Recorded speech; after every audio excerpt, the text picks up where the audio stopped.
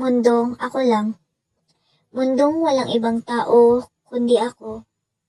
Ikot ng ikot, tila di humihinto.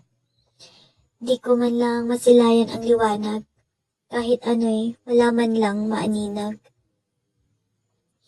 Naghihintay ng saaki sa sagip mula sa kadilimat paghihinagpis. Ngunit tila ba kahit sa panaginip walang sinumang dumating at nagnais. Katahimikan ang siya naghahari sa buong silid habang ang kalungkutan ang bumabalot sa paligid.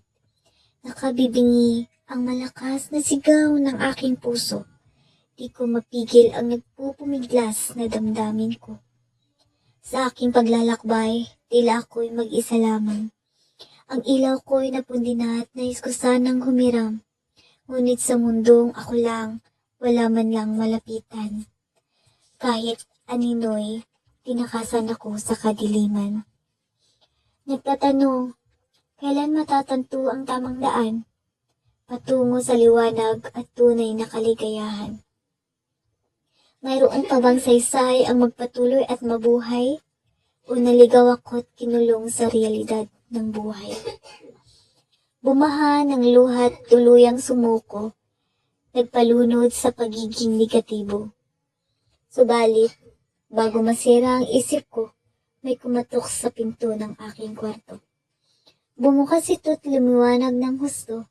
Naroon sila at hinihintay lamang ako. Napagtanto kong ako ang nagsara ng pinto at di nagpapasok ng kahit na sino. Ngayon ay tanaw ko na ang liwanag. Masaya na at mundo ko'y maliwanag.